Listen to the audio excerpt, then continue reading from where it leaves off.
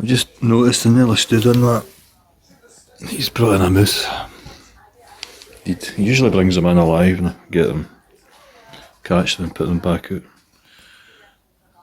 I don't want him to go to waste. Cat eats them usually, but he's not eating that. Maybe the magpies will eat it.